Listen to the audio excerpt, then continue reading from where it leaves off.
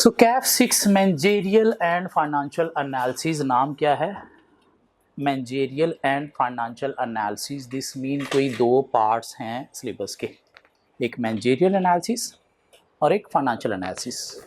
इसका एक चार्ट शायद नासिर साहब ने बनाया होगा कि अगर देखा जाए तो सिलेबस में कोई मेनली उसने क्या किया है, 3 हेड्स में इसे डिवाइड किया है।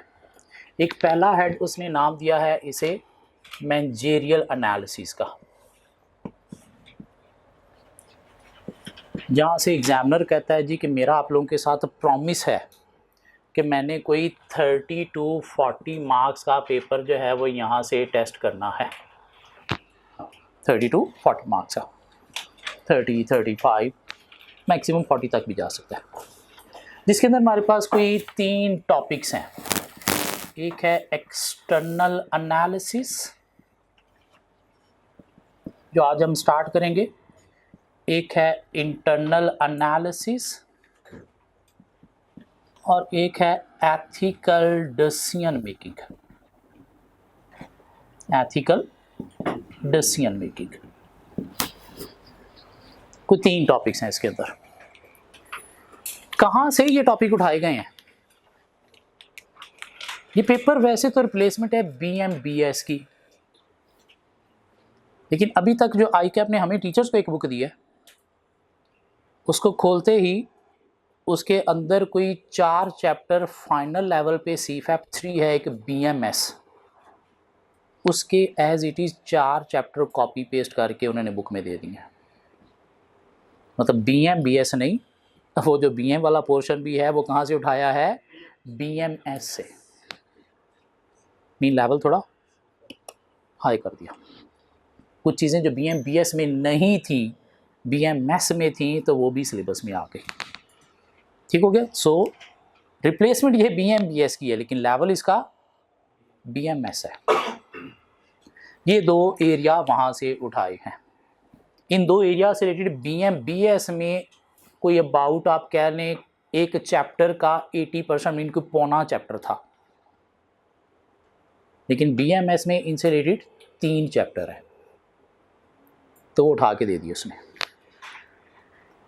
एथिकल डिसीजन मेकिंग का एक नया एरिया आया है जो आज तक कभी CA में कहीं पे भी ये चीज़ें नहीं थी, जिसके अंदर हाँ कोर्स ऑफ एथिक्स हैं, जब हमने बचपन में टैक्स में भी पढ़े, ऑडिट में भी पढ़े होंगे, R2 में भी पढ़े होंगे, लेकिन साथ इसमें क्या है, एथिकल डिसीजन मेकिंग के कोई 2 मॉडल्स हैं जो आज तक CA के सिलेबस में कहीं पे भी नहीं थे।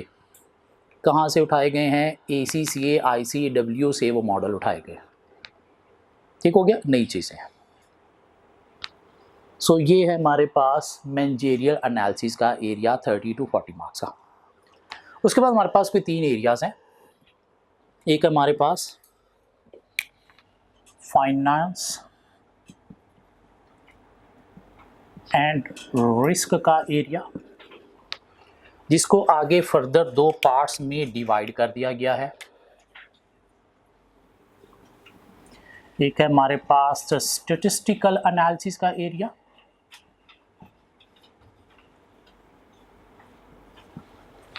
जिसमें कुछ टॉपिक्स हैं हमारे पास। एक रिग्रेशन एनालिसिस का टॉपिक है जो शायद बचपन में QM में आपने कैलकुलेट करना सीखा था, लेकिन यहाँ पे उससे आगे की बातें,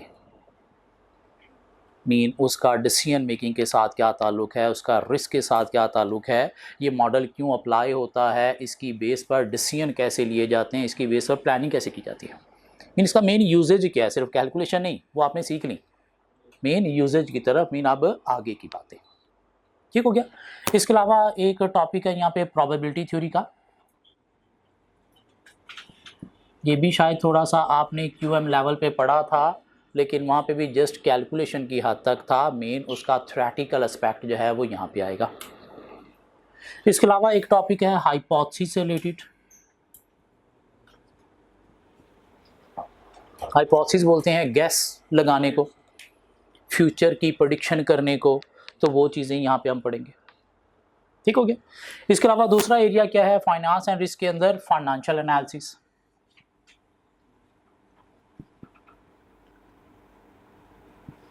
और उसमें हमारे पास कुछ टॉपिक हैं, सपोज सोर्सेज ऑफ फाइनेंस हैं, वैक weighted average cost of capital है, और हमारे पास कोई रिस्क मैनेजमेंट का एरिया है। और ये चीज़ें कहाँ से उठाई गई हैं? प्योरली BFD से। इनफैक्ट बुक के अंदर भी उसने BFD की चैप्टर कॉपी पेस्ट कर दी है जो हमें अभी तक दी गई है। साथ ही इधर एक नया टॉपिक आया है कैपम के नाम से, जो CA में पहले कभी नहीं होता था। कहाँ से उठाया है? ACCA ICAW से। और इस एरिया से एग्जामिनर का प्रॉमिस है भाई 40 से 50 नंबर का पेपर मैंने टेस्ट करना है। ये कोर एरिया ठीक हो गया, लेकिन ये इतना औखा एरिया नहीं है, कुछ फेमिलियरिटी ऑलरेडी भी है। हाँ, ये चीज़ें नहीं है। क्यों ये पेपर बनाया गया? BFD को सपोर्ट देने के लिए। फाइनेंस और रिस्क मैनेजमेंट का पूरे CA के अंदर एक ही पेपर था, BFD। नीचे वैसी कोई चीज़ कभी स्टूडेंट्स ने पढ़ी नहीं ज़िंदगी में, और जब वहाँ पे जाता था स्टूडेंट की वाट लग जाती थी। क्यों? बाकी सारे पेपर जो हैं नीचे कुछ ना कुछ बेसिक है, हर पेपर के नीचे बेसिक है। अकाउंटिंग है तो नीचे बेसिक के 3 पेपर हैं, लॉ है नीचे बेसिक के पहले 1 अब 2 पेपर हो गए हैं, टैक्स नीचे बेसिक का पेपर है, BMS नीचे BMBS था, ऑडिट ऑलमोस्ट आधा पेपर नीचे सेम है, लेकिन BFD नीचे कुछ था ही नहीं।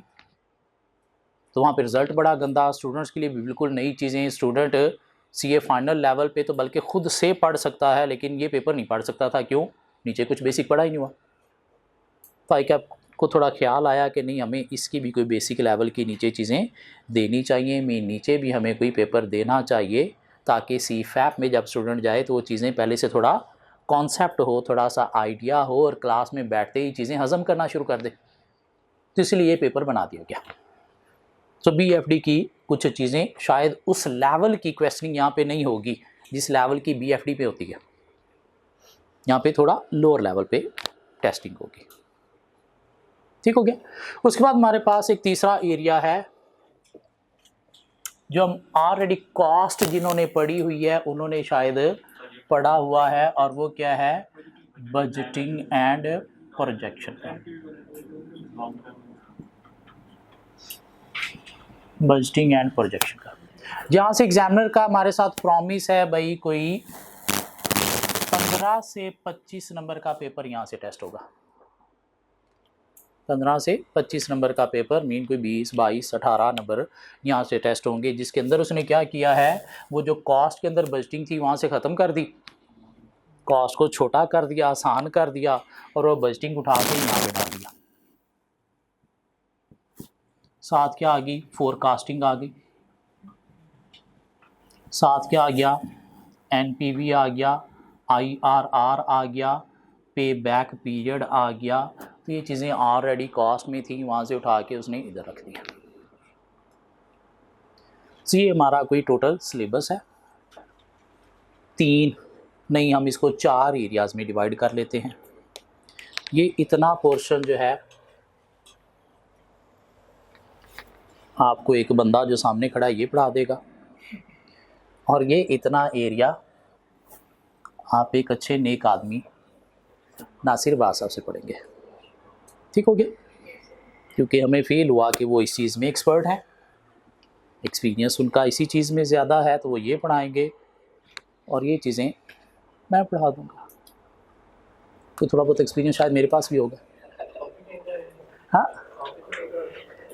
हाँ मैं भी नेक आदमी।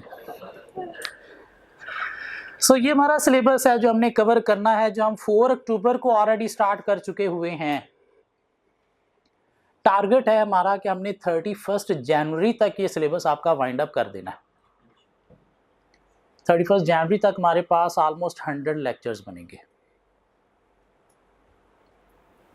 ताकि फरवरी में आप क्या करें, रिवीजन करके इस पेपर को पास कर लें। वो रिवीजन भी हम कोशिश करेंगे कि आप लोगों को खुद नहीं करने देंगे, हम करवाएंगे। लाइक कोई 10 दिन में कोई 10 ऐसे टेस्ट रखेंगे आप लोगों के लिए कि डेली आप एक एरिया सिलेबस का हम डिफ़ाइन कर देंगे, वो खुद से रिवाइज़ करोगे, अगले दिन उसका टेस्ट, फिर एक दिन एक एरिया रिवाइज़ करोगे, अगले दिन उसका टेस्ट, यूँ 10 टेस्ट के अंदर आप क्या करोगे, रिवीजन करोगे, लाइक BMBS। अभी आप लोग क्या करोगे, सिलेबस हमारे साथ मंडे टू सैटरडे 6 दिन हमारी क्लास है, कवर करोगे। साथ साथ एवरी वीक हमारा एक टेस्ट भी हुआ करेगा जो कमिंग वीक से स्टार्ट हो जाएंगे। टेस्ट का क्या सिलेबस हुआ करेगा हम क्लास में डिस्कस कर लिया करेंगे। तो एवरी वीक एक साथ साथ टेस्ट भी चलता जाएगा जिससे लर्निंग चलती जाएगी। ड्यूरिंग सेशन हमारे को 2-3 बड़े बड़े टेस्ट भी आएंगे, असेसमेंट आएंगे, टर्म टेस्ट आएंगे जहाँ पे थोड़ा ज़्यादा सिलेबस कवर कर लिया करेंगे। और उसके बाद 31 जनवरी तक हमारी लर्निंग प्रैक्टिस सब कुछ कंप्लीट हो चुका होगा। तो फरवरी के पहले 10 दिन हम वो 10 टेस्ट दे के रिवीजन कर लेंगे। फिर मिड ऑफ फरवरी एक मॉक हम लेंगे और उसके बाद आप लोग फ्री होगे पेपर देने के लिए। ठीक हो गया। पेपर हमारी कोई 100 क्लासेस बनेंगी throughout this session. 1.5 hour की क्लास है। एक चीज़ माइंड में रखनी है कि ये पेपर पास करने के लिए आपको एट लीस्ट 300 आवर्स इस अटेम्प्ट में इस पेपर को देने हैं। कितने घंटे? 300 घंटे, एट लीस्ट 300 घंटे देने हैं। वो इस अटेम्प्ट में दे दोगे तो ये पेपर इस अटेम्प्ट में पास हो जाएगा। अगर इस अटेम्प्ट में वो 300 घंटे पूरे नहीं हुए तो बाकी फिर नेक्स्ट में पूरे करके पास करना पड़ेगा। तो डिसाइड कर लो कि आप लोगों ने इस अटेम्प्ट में पास करना है या नेक्स्ट में करना है। 300 घंटे आपको देना पड़ेंगे, जिसमें 150 घंटा आपका क्लास के दौरान चलेगा। 1.5 घंटे की क्लास है तो 150 घंटा क्लास में बैठने से पूरा हो गया। बाकी 150 घंटे के लिए आपको डेली बेसिस पे क्लास के अलावा अपना कोई पढ़ने का एटलीस्ट 1.5 घंटे का टाइम टेबल बनाना पड़ेगा। किस टाइम पे वो आपने पढ़ना है ये आप जानते हो, तो प्लीज़ कल से नहीं, आज से अपना वो टाइम टेबल बना लेना है। क्यों? आज हम चौथी क्लास में हैं, पहली क्लास में नहीं है।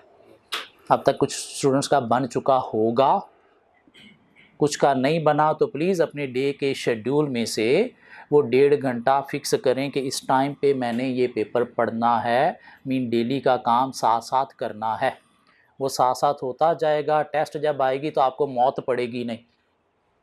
क्या ख्याल है? खुशी खुशी आप टेस्ट को एक्सेप्ट करोगे और खुशी खुशी दोगे भी। क्यों? प्रिपरेशन है मेरी। तो साथ साथ चीज़ें कवर होती चली जाएंगी, कोई मसला बनेगा ही। जब कोई बड़ा टेस्ट आएगा तो उसमें भी आपको मौत नहीं पड़ेगी। क्यों? ऑलरेडी प्रिपेयर है। जब छोटे छोटे टेस्टों से लर्निंग की है तो अब बड़ा देखे तो हमने अपने आप को सिर्फ टेस्ट करना है, देखना है कि मैं इस काबिल भी हूँ या नहीं। पूरी बुक का भी तो पर्चा कल को देना है ना। तो क्या ये मैं 3-4 चैप्टर देने के काबिल हूँ या नहीं? नहीं हो तो दिस मीन कुछ करने की ज़रूरत है ना, ताकि पेपर फेल करने से पहले हम अपने आप को सुधार लें। तो ये 1.5 घंटा आपको डेली का अब प्लान करना है कि कब आपने पढ़ना है।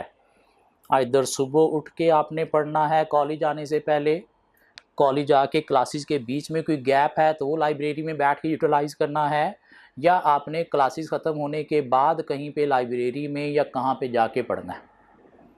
बेस्ट प्लेस है वो पढ़ने की लाइब्रेरी, ऐसी लाइब्रेरी जहाँ पे पढ़ने वाला माहौल हो। ठीक हो गया? पढ़ने वाला माहौल हो जहाँ पे आपको कोई तंग ना करे, जहाँ पे कोई डिस्ट्रैक्शंस भी ना हो, जहाँ पे आना जाना भी लोगों का कम से कम हो, जहाँ पे सामने भी कोई चीज़ देखने के लिए ना हो, सिर्फ स्टडी पे ही आपका फोकस हो। वो किधर है वो आपको फाइंड करना है। आपके हॉस्टल के रूम में मिल सकता है तो वहाँ पे फाइंड कर लो, किसी और लाइब्रेरी में मिल सकता है तो वहाँ पे फाइंड कर लो, नहीं मिल रहा तो लाइब्रेरी के अंदर कोई नुक्कड़ होगी, वहाँ से भी आपको बैठ के पढ़ा जा सकता है, जहाँ पे आप फोकस कर सको सिर्फ किसके ऊपर? स्टडी के ऊपर, बाकी चीज़ों के ऊपर नहीं। ठीक हो गया? सो ये कुछ हकीकत थी जो आपको बता दी है कि 300 घंटे आपको पूरे करने हैं, और वो इफेक्टिवली तब पूरे होंगे जब डेली 3-3 घंटे करोगे। पेपर नया है, इसमें से कुछ भी आपने पहले नहीं पढ़ा हुआ, जिंदगी में कभी नहीं पढ़ा हुआ। BMBS लेवल जो था वो छोटा था, हाँ कॉन्सेप्ट कुछ है वो, लेकिन यहाँ पे थोड़ा सा लेवल ऊपर होगा। सारी थ्योरी यहाँ पे कुछ भी नहीं, अभी हम देखेंगे क्या क्या है। मीन कुछ मॉडल्स हैं। कौन से चैप्टर के? चैप्टर 2 जो स्टूडेंट्स को सबसे गंदा लगता था, तो वो पूरा का पूरा तकरीबन इधर है, लेकिन उस 2 को उसने 3 चैप्टर में एक्सपैंड कर दिया। ठीक हो गया। तो इसलिए यही समझो कि आपने पहले कुछ नहीं पढ़ा हुआ, उसी जिसने BM BS पढ़ा वो इस पेपर में तो नहीं ना आएगा, वो तो शायद BM BS पास कर चुका होगा ना, किसी ने छोड़ दिया होगा तो आया होगा, तो वो फिर पढ़ा नहीं हुआ। तो इसलिए क्लास कोशिश करनी है कि रेगुलर बेसिस पे आपको लेने आना है, डेली बेसिस पे अपने आप को मना के किस तरह से क्लास में ला के बिठाना है। बाकी काम मेरा है कि मैंने आपको कैसे ही पेपर पास करवाना है। बिस्ती बुस्ती करके मैं आपको टेस्ट भी दिलवा लूँगा, टेस्ट में आपको पास भी करवा लूँगा, वो काम मेरा है। आपने सिर्फ आके क्लास में बैठना है, खुद से कुछ नहीं करना आपने, सब कुछ क्लास में आपको करवाया जाएगा, आपने वही जाके 1.5 घंटा करना है। लर्न करने वाला काम लर्न करना है, प्रैक्टिस करने वाला काम प्रैक्टिस करना है। खुद से आपको कुछ भी नहीं करना, सब कुछ यहाँ पे हम करके देंगे आपको।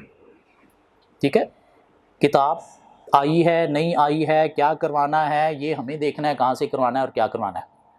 पास पेपर्स नहीं हैं तो आपको प्रैक्टिस के लिए क्वेश्चन कहाँ से निकाल के देने हैं, वो बाकी दुनिया की किताबें हम खोल के उसके अंदर से क्वेश्चन निकाल के ला के आपको करवाएंगे, क्योंकि हमारा मकसद एक है कि आपका पेपर इसी टाइम में पास हो जाए।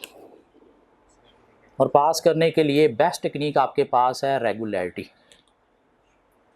वो रखोगे तो पेपर पास हो जाएगा। छुट्टी करोगे तो हो सकता है अगले 3 दिन भी आपको छुट्टी करना पड़े। क्यों? अगर उस टॉपिक की बेसिक उस दिन में पढ़ाई गई, जिस दिन में आप छुट्टी कर ली, तो अगले दिन आके आप देख रहे हो गया टीचर की करवा रहे, फिर कसूर आपका नहीं टीचर का होगा ना। हाँ, इसलिए कोशिश करनी है छुट्टी नहीं करनी प्लीज़। ठीक हो गया। सो चलते हैं, स्टार्ट करते हैं पेपर को। कहाँ से?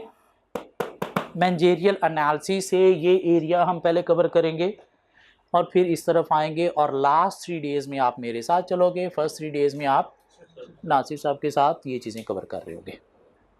ठीक हो गया। सो यूँ समझो कि आप एक सब्जेक्ट के अंदर 2 सब्जेक्ट पढ़ रहे हो, 3 दिन एक पढ़ रहे हो, 3 दिन दूसरा पढ़ रहे हो। स्टार्ट करते हैं एक्सटर्नल एनालिसिस, यहाँ से कर लेते हैं।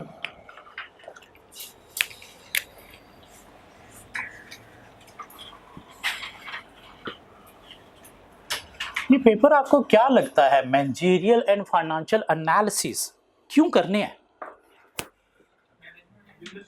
बिजनेस को मैनेज करने के लिए, बिजनेस के लिए बेस्ट डिसीजन मेकिंग करने के लिए आपको क्या करना है? कुछ मैनेजरियल एनालिसिस भी करने हैं और कुछ फाइनेंशियल एनालिसिस भी करने हैं। किस लिए? बिजनेस ऑब्जेक्टिव को मीट करने के लिए। इन सिंपल वर्ड, बिजनेस को मैनेज करने के लिए आपको ये टेक्निक सीखनी है। क्यों? ये टेक्निक्स नहीं आती तो बिजनेस आपसे मैनेज नहीं होगा, बिजनेस मैनेज नहीं हुआ तो ऑब्जेक्टिव मीट नहीं होगा। तो कहता है बिजनेस को मैनेज करने के लिए आपको क्या करना है? परफॉर्म करना है एक्सटर्नल एनालिसिस। बिजनेस को मैनेज करने के लिए क्या परफॉर्म करना है? External analysis. एक्सटर्नल एनालिसिस का मतलब क्या है कि बिजनेस के बाहर एक दुनिया है, बिजनेस के बाहर एक दुनिया है, तो उस दुनिया के अंदर कुछ फैक्टर्स हैं जो आपके बिजनेस को अफेक्ट करते हैं, कुछ पॉजिटिवली और कुछ नेगेटिवली। तो आपने वो फैक्टर्स देखने हैं क्या है। क्यों? जो पॉजिटिवली हैं वो आपने कैप्चर करने हैं और जो नेगेटिव हैं वो आपने अवॉइड करने हैं। हाँ, वो जो पॉजिटिव हैं उन्हें कैप्चर नहीं किया, जो नेगेटिव है उन्हें अवॉइड नहीं किया, तो आपका बिजनेस मैनेज नहीं होगा, ऑब्जेक्टिव मीट नहीं होगा। इसलिए वो फैक्टर्स हैं क्या, वो देखने के लिए हमें क्या परफॉर्म करना है? External analysis. Mean outside the business कुछ फैक्टर्स को एनालाइज करना है। एक्सटर्नल एनालिसिस को एनवायरमेंटल एनालिसिस का नाम भी दिया जाता है। एक्सटर्नल एनालिसिस को एनवायरमेंटल एनालिसिस का नाम भी दिया जाता है। वर्ड एनवायरमेंट बोलते हैं इंडस्ट्री या मार्केट को। एक तो एनवायरमेंट का मतलब माहौल भी होता है ना, लेकिन यहाँ पे बिजनेस एनवायरमेंट का मतलब क्या है? इंडस्ट्री या मार्केट जिसमें आप ऑपरेट कर रहे हो। तो आपने एक्सटर्नल एनालिसिस परफॉर्म करना है, मीन एनवायरमेंट, इंडस्ट्री, मार्केट को एनालाइज करना है, उसके अंदर से फैक्टर्स एनालाइज करने हैं आपके बिजनेस के पॉइंट ऑफ व्यू के लिए। उसमें आपको 2 तरह के फैक्टर्स मिलेंगे, कुछ पॉजिटिव और कुछ नेगेटिव। जो पॉजिटिव फैक्टर्स हैं वो होंगी आपकी अपॉर्चुनिटीज, और जो नेगेटिव फैक्टर्स हैं वो होंगे आपके बिजनेस के लिए क्या, थ्रेट्स। अपॉर्चुनिटीज क्या हैं, वो फैक्टर्स एनवायरनमेंट में जो आपको हेल्प देंगे in meeting your corporate objective. और थ्रेट्स क्या हैं, वो एडवर्स फैक्टर्स हैं that prevent the organisation in meeting its corporate objective, जो आपका ऑब्जेक्टिव मीट करने में आपको रोकेंगे, हर्डल, प्रॉब्लम क्रिएट करेंगे। हाँ, वो अपॉर्चुनिटीज क्या हैं, वो थ्रेट्स क्या हैं, वो देखने के लिए हमें क्या परफॉर्म करना है, एक्सटर्नल एनालिसिस। क्यों, अगर हमने अपॉर्चुनिटी थ्रेट्स को देखा ही नहीं तो क्या हमारा बिजनेस मैनेज होगा, नहीं। क्यों, हमने इनको कैप्चर करना है, ये ऑब्जेक्टिव मीट करने में हेल्प देती हैं, तो ये हैं क्या, वो देखना पड़ेगी ना। आके हमारा दरवाज़ा तो नहीं खटकाएंगी कि मैं अपॉर्चुनिटी हूँ, नहीं, हमें देखना पड़ेगा जाके। ये थ्रेट्स हमने क्या करने हैं, अवॉइड करने हैं। कैसे, हमारा दरवाज़ा खड़काने से पहले इनको अवॉइड करना है, दरवाज़ा खड़काने से पहले देखना है ये क्या है, और उनसे रिलेटेड हमने कुछ करना है ताकि दरवाज़ा खड़काने की तरफ आई ना, दफ़ा दूर ही रहे। लेकिन वो क्या है, हमें देखने के लिए परफॉर्म करना पड़ेगा एक्सटर्नल एनालिसिस। कैसे एक्सटर्नल एनालिसिस परफॉर्म करना है, कहता है जी एक्सटर्नल एनालिसिस आपको परफॉर्म करना है through 6 pastel factors.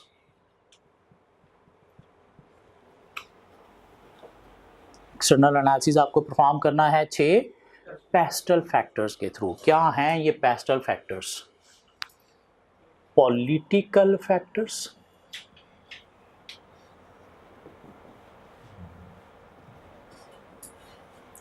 Economic factors,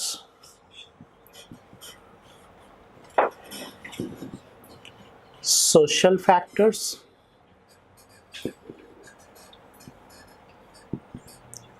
technological factors,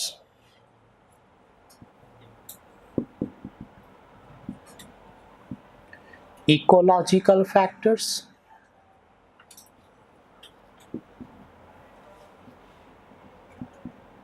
and legal factors.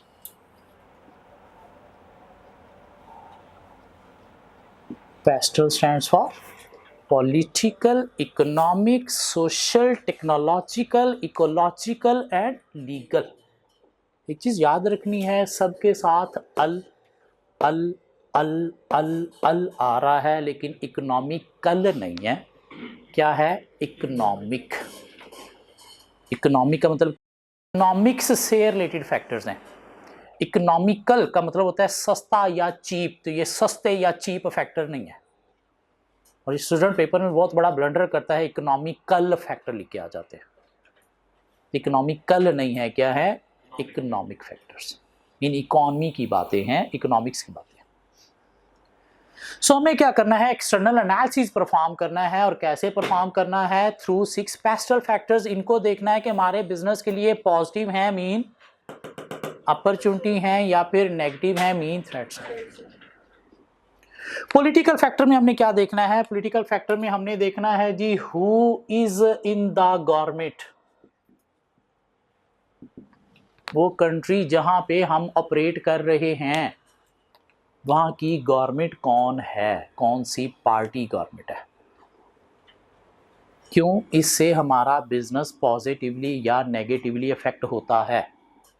क्यों, हर गवर्नमेंट पार्टी की डिफरेंट डिफरेंट प्रेफरेंसेस होती हैं, डिफरेंट इंडस्ट्रीज, डिफरेंट टाइप के बिजनेस के लिए, तो उसका हमारे बिजनेस के ऊपर भी इम्पैक्ट आता है।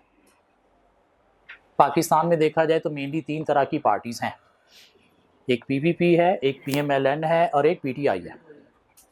ये जो पीपीपी वाले लोग हैं ना, ये हैं एग्रीकल्चरलिस्ट, इंडस्ट्रियलिस्ट नहीं है। ये जब भी गवर्नमेंट आती है एग्रीकल्चर के लिए बड़ी फेवरेबल होती है, इंडस्ट्री के लिए इतनी अच्छी नहीं होती। इसलिए जब पास्ट में पीपीपी की गवर्नमेंट थी, जिन्होंने एग्रीकल्चर सेक्टर का तो बहुत ज़्यादा ख्याल किया, बड़ी सब्सिडीज ग्रांट्स उनको दी, लेकिन इंडस्ट्री इनके दौर में तबाह बर्बाद होगी। पाकिस्तान की इकॉनमी के 2 मेन सेक्टर थे, एक एग्रीकल्चर और एक टेक्सटाइल। और इनके दौर में क्या हुआ, टेक्सटाइल इंडस्ट्री का इन्होंने ख्याल नहीं किया, बिजली के तब बड़े मसले थे, इन्होंने उनकी बिजली बंद कर दी। क्यों, लोड शेडिंग बहुत ज़्यादा, हम घरों में बिजली दें या आपको दें। उन्होंने क्या किया, अपने प्लांट मशीनरी ट्रांसफ़र कर लिए गैस पे। आ गई सर्दियाँ, सुबह सुबह चूल्हे बंद हो गए, इन्होंने उनकी गैस भी बंद कर दी। यार ये 6 माह सर्दियों के, प्लीज़ आपको गैस नहीं मिलेगी।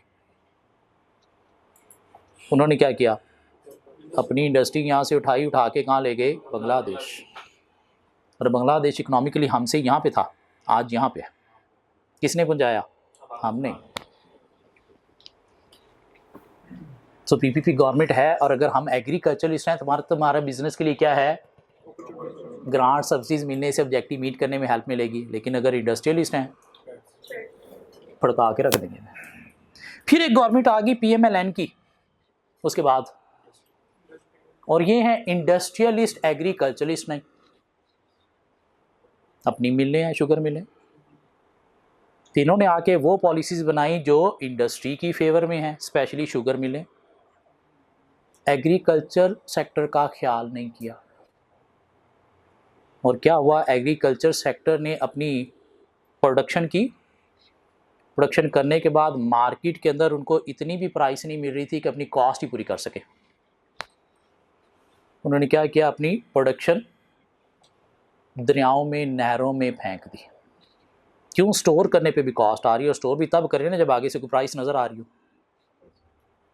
और उसके बाद से एग्रीकल्चर सेक्टर भी तबाह हो गया, और आज इकॉनमी का ये हाल होने की मेन रीज़न ये है कि ना तो आपकी एग्रीकल्चर की एक्सपोर्ट रही है, ना आपकी इंडस्ट्री की एक्सपोर्ट रही है, और इंपोर्ट इतनी बढ़ गई है, इतनी बढ़ गई है कि आप अपने पर्सनल लेवल पे देख लो, ये मोबाइल फ़ोन की हर चीज़ बाहर से इंपोर्ट होती है। उसके साथ कोई एक हैंड फ्री, एक चार्जर भी आप यूज़ करते हो तो कहाँ से आता है, बाहर से। अपना मोबाइल फ़ोन का खर्चा देख लो, कहाँ आप 10,000 के मोबाइल से चले और अब आप 3 लाख के मोबाइल पे आ गए हो, कहाँ से आता है, बाहर से। उसके साथ जितनी एसेसरीज है कहाँ से आती है, बाहर से। आप बंद कर सकते हो, नहीं। एक्सपोर्ट है नहीं, और इंपोर्ट बढ़ती जा रही हैं, और इंपोर्ट जब बढ़ेंगी, एक्सपोर्ट कम होंगी, तो डॉलर ऊपर जाएगा नीचे जाएगा, ऊपर जाएगा। क्यों, आपका balance of payment he unfavourable है। फिर एक गवर्नमेंट आ गई पीटीआई की, अभी तक नहीं पता चला कि एग्रीकल्चरिस्ट हैं या इंडस्ट्रियलिस्ट हैं। पता चल जाए तो फिर शायद हमें पता हो कि हमने करना क्या। So who is in the government, who is in the government हमारे बिजनेस को अफेक्ट करता है पॉजिटिवली या नेगेटिवली, जो हमें सोचने पे मजबूर करता है कि इधर हमें बिजनेस को एक्सपैंड करना चाहिए या नहीं करना चाहिए। हाँ, फेवरेबल है हमारे लिए तो एक्सपैंड करना चाहिए, अपॉर्चुनिटी है, पैसा और लगाओ। नहीं, ये हमारे बिजनेस के टाइप की नहीं है, दिस मीन रुक जाओ। नहीं, पता ही नहीं चल रहा क्या है, तो समझ ही नहीं आ रही क्या करें। क्या ख्याल है? And how stable is the government, and how stable is the government. Means सिर्फ यही नहीं देखना गवर्नमेंट कौन है, हमें क्या देखना है कि गवर्नमेंट स्टेबल भी है या नहीं है। क्यों, ये पॉलिटिकल इंस्टेबिलिटी भी हमारे बिजनेस को डिस्टर्ब करती है। आए दिन धरने हो रहे हैं, मार धाड़ हो गई है, आज गवर्नमेंट गई, कल और आ गई, ये गई वो गई। तो हर नई गवर्नमेंट नई नई पॉलिसीज बनाती है, तो हम अपने बिजनेस की कभी भी लॉन्ग टर्म स्ट्रैटेजीज अडॉप्ट नहीं कर सकते। उससे हमारा बिजनेस ऑब्जेक्टिव मीट करना क्या होगा, डिफिकल्ट होगा, हमारे लिए थ्रेट ही होगा। हाँ, गवर्नमेंट स्टेबल है, चले पता चल गया अब ये 5 साल गवर्नमेंट है, इन्होंने ये एक पॉलिसी बना ली है, चलो अब इसके ऊपर हम लॉन्ग टर्म स्ट्रैटेजी अडॉप्ट करते हैं और बिजनेस को एक्सपैंड करते हैं। ऑब्जेक्टिव मीट करने में ये क्या चीज़ देगी, हेल्प देगी, मीन अपॉर्चुनिटी बनेगी। सो ये एक पॉलिटिकल फैक्टर है जो हमारे बिजनेस को पॉजिटिवली या नेगेटिवली इफेक्ट करता है। गवर्नमेंट कौन है, पार्टी, प्रेफरेंस पता चलेगी, और साथ उसकी स्टेबिलिटी। इसके अलावा पॉलिटिकल फैक्टर में हमने क्या देखना है, गवर्नमेंट की पॉलिसी हमारे टाइप के बिजनेस के लिए क्या, इधर गवर्नमेंट हमारे बिजनेस को प्राइवेटाइजेशन की तरफ लेके जा रही है या फिर नेशनलाइजेशन की तरफ लेके जा रही है। What is the difference between privatisation and nationalisation? Economics पढ़ी हुई है ना आप लोगों ने? यस, मतलब ये कौम ने इकोनॉमिक्स पढ़ी हुई है, आगे आने वाली कौम इकोनॉमिक्स भी नहीं पढ़ी होनी, पता नहीं क्या करेंगे ये चार्टर्ड अकाउंटेंट बन के। मतलब इनमें से कोई साखदार नहीं बन सकेगा। क्या इकोनॉमिक्स पढ़ी नहीं तो क्या फाइनेंस मिनिस्टर बन सकेगा, लेकिन फिर भी शायद लगा देंगे। हाँ, इधर कौन सा देखा जाता है कि इसके पास रेलेवेंट क्वालिफिकेशन है या नहीं है। सो प्राइवेटाइजेशन क्या है? Free economy. गवर्नमेंट ने आपको फ्री हैंड दे दिया, भाई बिजनेस आप इस इंडस्ट्री में ऑपरेट कर रहे हो तो आपकी इंडस्ट्री हम कर रहे हैं प्राइवेटाइज। आप डिसाइड करोगे प्रोडक्ट की प्राइसेस क्या रखनी है, आप डिसाइड करोगे क्या चीज प्रोड्यूस करनी है, कब कितनी प्रोड्यूस करनी है। हमारे बिजनेस के लिए पॉजिटिव नेगेटिव? पॉजिटिव कि हम फ्रीली स्ट्रैटेजीज अडॉप्ट करते हुए, कंपटीशन को डील करते हुए ऑब्जेक्टिव मीट कर सकते हैं। Nationalisation, controlled economy. भाई बिजनेस मैं डिसाइड करूंगा आपकी प्राइसेस क्या होनी चाहिए, मैं डिसाइड करूंगा आपको क्या चीज़ प्रोड्यूस करनी है, कितनी कैसे करनी है। तो अंडर गवर्नमेंट रिस्ट्रिक्शन चलना पड़ेगा। तो रिस्ट्रिक्शन में जब चलेंगे तो क्या ऑब्जेक्टिव मीट करने में हेल्प होगी? प्रॉब्लम तो ये क्या बनेगा हमारे लिए? थ्रेट बनेगा।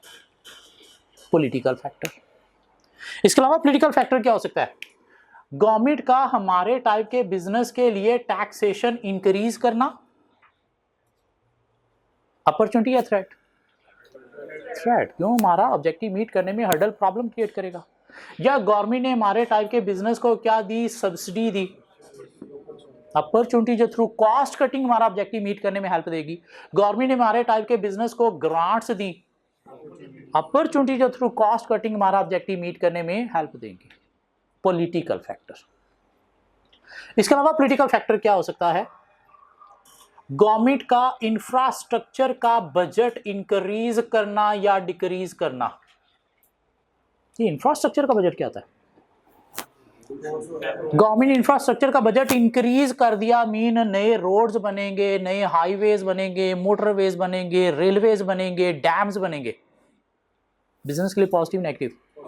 पॉजिटिव। क्यों? इससे ट्रांसपोर्टेशन सिस्टम अच्छा होगा तो हमारी गुड्स की delivery in out efficiently perform होगा, तो ये ऑब्जेक्टिव मीट करने में हमें हेल्प देगा। गवर्नमेंट ने इंफ्रास्ट्रक्चर का बजट डिक्रीज कर दिया, थ्रेट। क्यों? नए रोड्स नहीं बनेंगे, रेलवेज नहीं बनेंगे, डैम्स, पुल, हाईवेज नहीं बनेंगे, तो नई पॉपुलेशन तो बन रही है ना। क्या ख्याल है? तो रोड क्या हो जाएंगे? कंजस्टेड, जिसमें क्या होंगे? हमारे ट्रैफिक जैम में डिलीवरीज स्ट्रक हो जाएंगी, रोड बंजर हो जाएंगे, डिलीवरीज हमारी स्ट्रक हो जाएंगी, एफिशिएंटली बिजनेस ऑपरेशन परफॉर्म नहीं होंगे। तो ये हमारा ऑब्जेक्टिव मीट करने में हर्डल, प्रॉब्लम क्रिएट करेगा। ये भी क्या है? एक पॉलिटिकल फैक्टर। इसके अलावा पॉलिटिकल फैक्टर क्या है? गवर्नमेंट का एजुकेशन का बजट इंक्रीज या डिक्रीज करना। गवर्नमेंट ने एजुकेशन का बजट इंक्रीज कर दिया, दिस मीन एजुकेशन लेवल लोगों का ज़्यादा होगा तो हमें पढ़ी लिखी स्किल्ड लेबर मिलेगी जो बिजनेस ऑब्जेक्टिव मीट करने में हमें हेल्प देगी। अपॉर्चुनिटी। गवर्नमेंट ने एजुकेशन का बजट डिक्रीज कर दिया, हमें अनपढ़ जाहिल मिलेंगे जिनको हमें ट्रेन करना पड़ेगा, ट्रेनिंग पे कॉस्ट भी आएगी, टाइम भी लगेगा, तो ये हमारा ऑब्जेक्टिव मीट करने में हर्डल, प्रॉब्लम क्रिएट करेगी। क्यों? हमें फौरी जो है वो लेबर अवेलेबिलिटी नहीं होगी। क्या ख्याल है? ये अनपढ़ जाहिल लॉ रेगुलेशन की कंप्लायंस करने में भी मसले करेंगे। क्यों? इनको पहले बताना पड़ेगा ये लॉ है क्या, सिखाना पड़ेगा कैसे कंप्लाई करना है। पढ़े लिखे हैं तो इनका पता होता है कि हाँ लॉ रेगुलेशन क्यों होता है और कैसे कंप्लायंस करनी है। ये भी क्या है? Political factor. इसके अलावा पॉलिटिकल फैक्टर क्या हो सकता है? गवर्नमेंट का एनवायरमेंटल पॉलिसी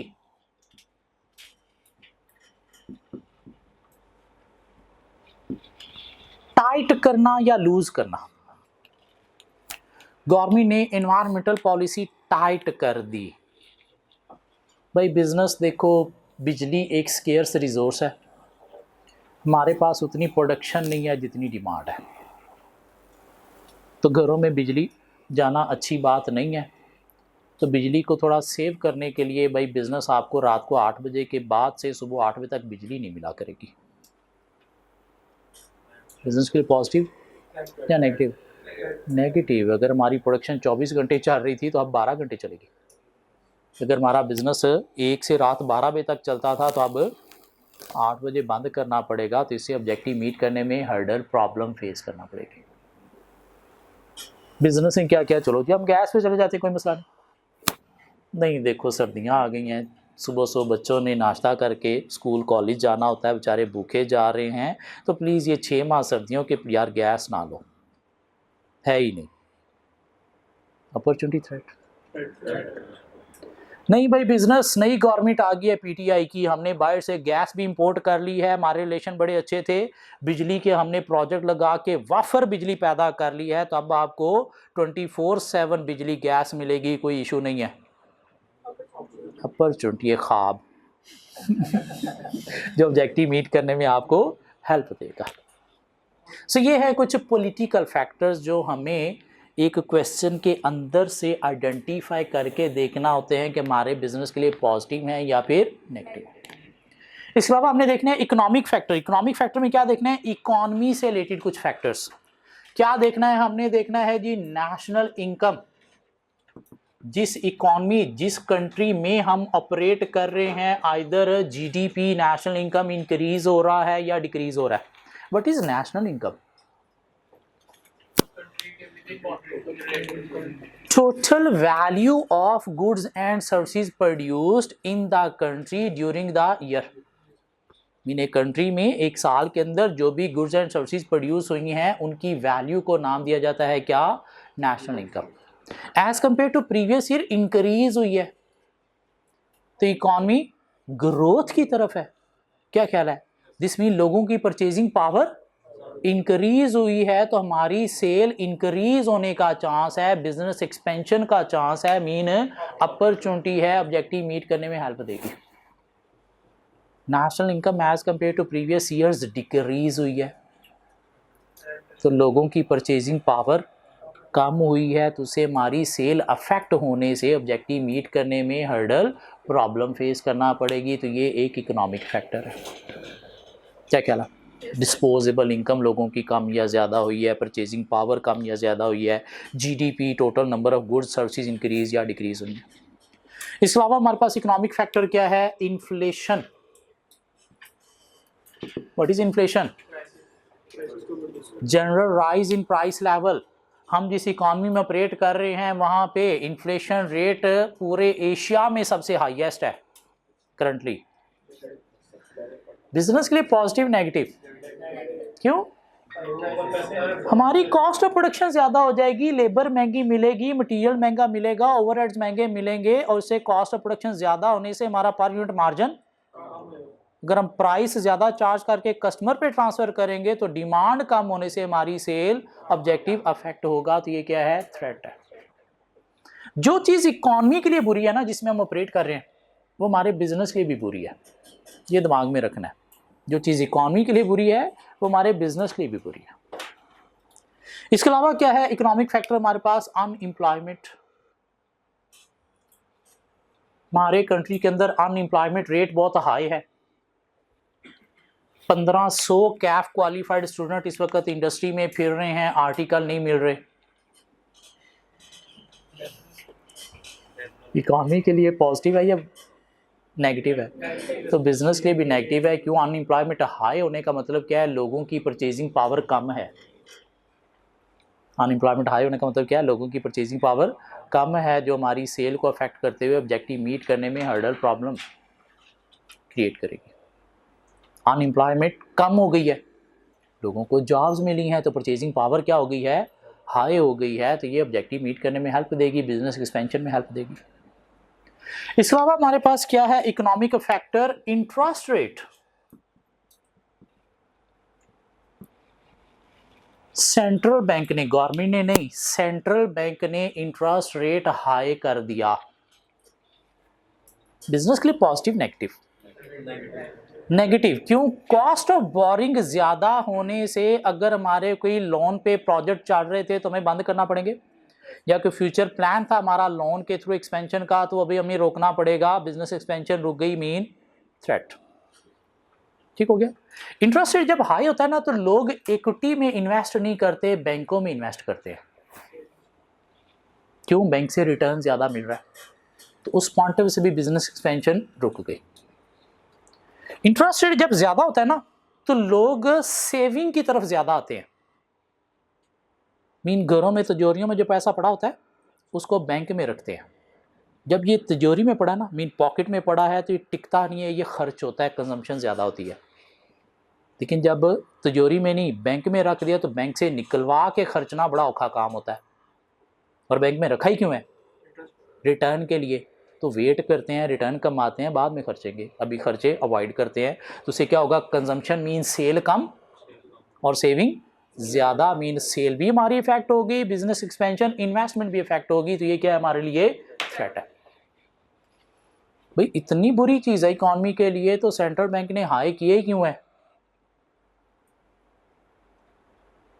बिजनेस की तो तबाही करके रख रहा है यार, ये सेल भी इफेक्ट कर रहा है, इन्वेस्टमेंट भी इफेक्ट कर रहा है, इकॉनमी को तबाह कर रहा है। तो अब सेंट्रल बैंक ने हाई किए क्यों है? इन्फ्लेशन को कंट्रोल करने के लिए। सेंट्रल बैंक देखता है कि जब इकॉनमी के अंदर मनी की सप्लाई बहुत ज़्यादा हो गई है, मीन लोगों के हाथों में पैसा ज़्यादा आ गया है, लोग औकात से बाहर हो गए हैं, बेजा इस्तेमाल किए जा रहे हैं, उतनी ही सप्लाई नहीं है जितनी डिमांड किए जा रहे हैं, तो उसे क्या हो रहा है? इन्फ्लेशन। तो सेंट्रल बैंक देखता है मनी की सप्लाई मार्केट में कम करो, इनके हाथों से पैसा खींच के बैंकों में ले आओ, इनको औकात में ले आओ। तो कैसे बैंकों में खींच के लेके आता है? इंटरेस्ट रेट हाई करके। लोग रिटर्न कमाने के लिए कहाँ पे चले जाते हैं? बैंकों में चले जाते हैं। जब मनी की सप्लाई इकॉनमी के अंदर ज़्यादा होती है, कैसे सप्लाई ज़्यादा हुई? इकॉनमी ग्रोथ में थी, या बैंकों ने कुछ नए नोट प्रिंट करके इकॉनमी में फेंक दिए थे, लोगों के हाथों में पैसा ज़्यादा आ गया।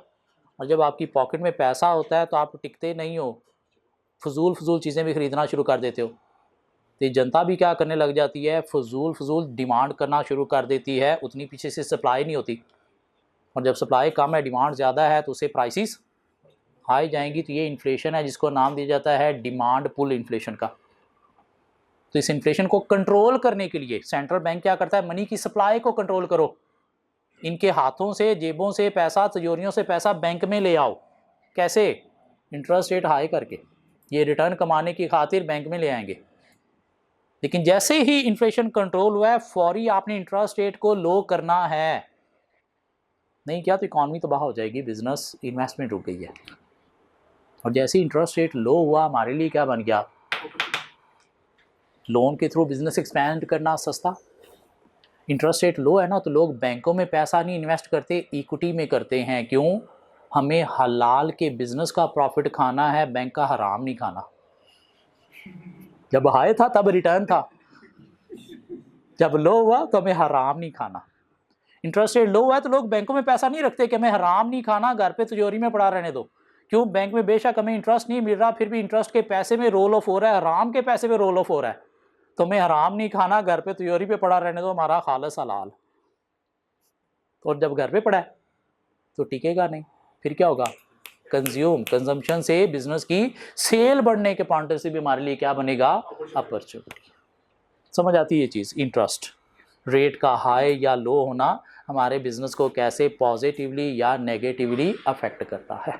सो ये हमारे पास कुछ इकोनॉमिक फैक्टर हैं जो बिजनेस को पॉजिटिवली या नेगेटिवली अफेक्ट करते हैं। इस तरह से वो कहता है कुछ सोशल फैक्टर भी हैं जो हमारे बिजनेस को पॉजिटिवली या नेगेटिवली अफेक्ट करते हैं।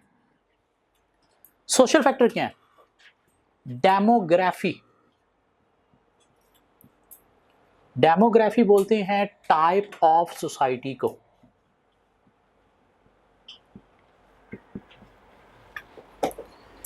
हम जिस कंट्री में ऑपरेट कर रहे हैं या जिस सोसाइटी में बिजनेस ऑपरेट कर रहे हैं, वहाँ की सोसाइटी हमारे बिजनेस के टाइप की है या नहीं है। हम एक इस्लामिक कंट्री के अंदर अल्कोहल का बिजनेस कर रहे हैं, social factor positive negative? Negative. Threat, हमारा ऑब्जेक्टिव मीट करने में हर्डल, प्रॉब्लम क्रिएट करेगा। क्या ख्याल है?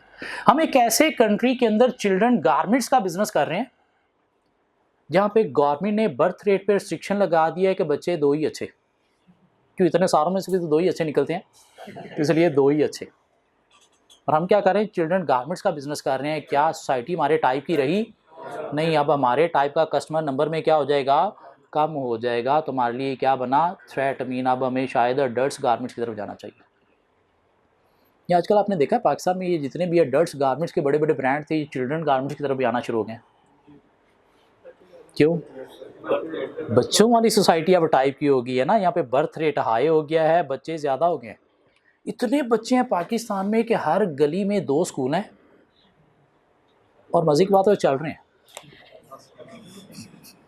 लेकिन हर गली में 2 स्कूलों के बच्चे हैं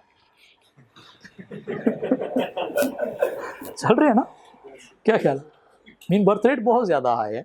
तो सोशल फैक्टर में हमने क्या देखना है? डेमोग्राफी कि सोसाइटी हमारे टाइप की है या नहीं है, तो अपॉर्चुनिटी, नहीं है तो क्या है?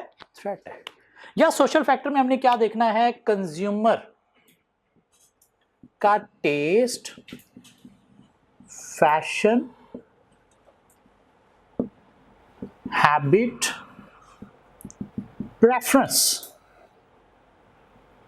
Test, fashion, habit, preference, either हमारे प्रोडक्ट सर्विसेज का बन रहा है या प्रोडक्ट से आउट हो रहा है। बन रहा है तो पॉजिटिव हमारे लिए अपॉर्चुनिटी, नहीं बन रहा तो हमारे लिए क्या है? Negative, mean threats. क्या ख्याल है? जब तक कोरोना नहीं आया था, कंज्यूमर का taste, preference, habit, fashion computers में नहीं, मोबाइल में था। इतना था कि पंजाब गवर्नमेंट ने इनको लैपटॉप्स दिए स्टडी में हेल्प के लिए। वो एक लैपटॉप पंजाब गवर्नमेंट को 95,000 में पड़ता था, और जिसको मिलता था वो क्या करता था? सीधा फीस सेंटर वहां पे जाके 20,000 का वो बेचा और वहां से ले लिया क्या? मोबाइल। लैपटॉप मैंने सर में मारना, इतना बड़ा मैं कहाँ उठा के फिरता फिरूंगा, मेरी तो जरूरत पैकेजेस हैं, मोबाइल है। इसलिए फीस सेंटर में 18,18, 20-20 हज़ार में, 15-15 हज़ार में वो लैपटॉप आपको मिल जाता था। जैसे ही कोरोना आया, ऑनलाइन क्लासेस आ गई, कंज्यूमर का प्रेफरेंस क्या बन गई? लैपटॉप। अब वही लैपटॉप जो 20,000 का तब बेचा था, अब लेने जाते हैं तो 35 से 40 हज़ार का मिलता है, और बल्ले बल्ले होगी लैपटॉप वालों की क्या ख्याल है? जितने पुराने स्टॉक उनके पास टूटे फूटे पड़े थे, सारे बिक गए। शॉर्ट हुआ लैपटॉप वहां पे, क्यों? बाहर से अब आ नहीं रहा यूज। उनके पास जितने भी टूटे फूटे पड़े थे, सारे उन्होंने सीधे सूधे करके अल्फियां उल्फियां लगा के निकाल दिए। क्यों? कंज्यूमर का प्रेफरेंस अब हमारी प्रोडक्ट बन गई है, तो हमारे लिए क्या बन गई? अपॉर्चुनिटी। वो चीज़ जो शायद पहले कोई 5,000 में भी नहीं खरीदने को तैयार था, अब 20-25 हज़ार में भी लोग तैयार है। ज़रूरत। ठीक है, सोशल फैक्टर कि सोसाइटी हमारे बिजनेस के टाइप की है या नहीं, और कंज्यूमर का टेस्ट, प्रेफरेंस, हैबिट अगर चेंज हो रही है तो हमारे बिजनेस की तरफ पॉजिटिव चेंज हो रही है तो अपॉर्चुनिटी, नेगेटिव चेंज हो रही है तो ये क्या है? थ्रेट है। हम हैं मैकडोनल्ड, क्या बेचते हैं? बर्गर। लोग बर्गर खाई जा रहे हैं, खाई जा रहे हैं, खाई जा रहे हैं। अचानक मार्केट में किसी ने शोशा छोड़ दिया कि ये मैकडोनल्ड बर्गर खाने से बीमारियां लगती हैं, इससे मोटापा होता है। Social factor positive, negative? Negative हो गया। अब हमारा बर्गर खाने कोई नहीं आएगा तो हमें कुछ करना है। हमने क्या किया? उस बर्गर के अंदर एक हरा पत्ता लगा दिया और बड़ा बोर्ड लगा दिया कि ये बर्गर के साथ खाना हेल्थ के लिए बड़ा अच्छा है। उसके अंदर जो वाइट सॉस थी उसे हमने नीला, पीला, येलो करके कह दिया हमने बाहर से इंपोर्ट की है और ये सेहत के लिए बड़ी अच्छी है। उसके साथ हमने पेप्सी को कटाई, हमने लगा दिया माइलो का डब्बा या पल्पी जूस का डब्बा कि ये सेहत के लिए बड़ा अच्छा है। अगर ये नहीं करेंगे तो सोशल फैक्टर नेगेटिव होने से हमारा बर्गर खाने अब कोई नहीं आएगा। तो ये क्या है? कंज्यूमर के टेस्ट, प्रेफरेंस, हैबिट चेंज होना हमारे बिजनेस को अफेक्ट करता है, आइदर पॉजिटिवली या नेगेटिवली। ये 3 फैक्टर समझ आते हैं? मेनली यही 3 फैक्टर थे। आगे चलते हैं। टेक्नोलॉजिकल फैक्टर क्या है? Availability of technology.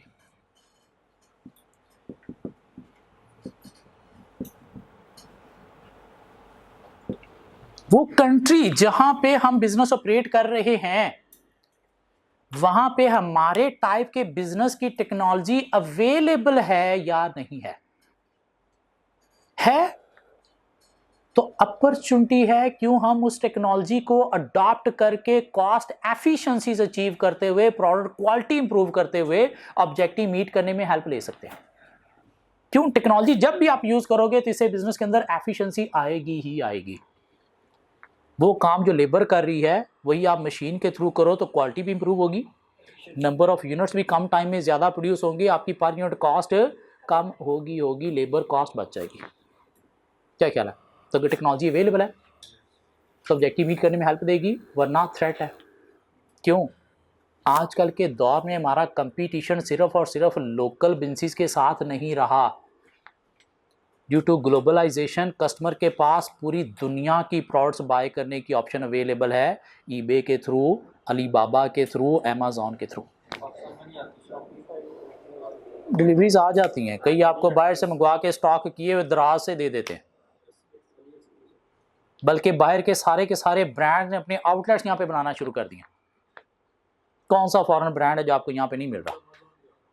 This mean आपका कंपटीशन अब लोकल नहीं, इंटरनेशनल है, और बाहर प्रोडक्शन हो रही है टेक्नोलॉजी के थ्रू। तो क्या आप प्राइसेस पे उनको कम्पीट कर सकोगे? तो अगर टेक्नोलॉजी आपके पास अवेलेबल नहीं है तो अपॉर्चुनिटी है, थ्रेट है? थ्रेट है। अवेलेबल है, दिस मीन हम भी अडॉप्ट करके कॉस्ट एफिशिएंसी अचीव करके इनको क्वालिटी पे, कॉस्ट प्राइस पे कम्पीट कर सकते हैं, मीन अपॉर्चुनिटी है। लेकिन सिर्फ टेक्नोलॉजी की अवेलेबिलिटी नहीं, साथ हमने देखना है क्या टेक्नोलॉजी के अंदर इनोवेशंस भी आ रही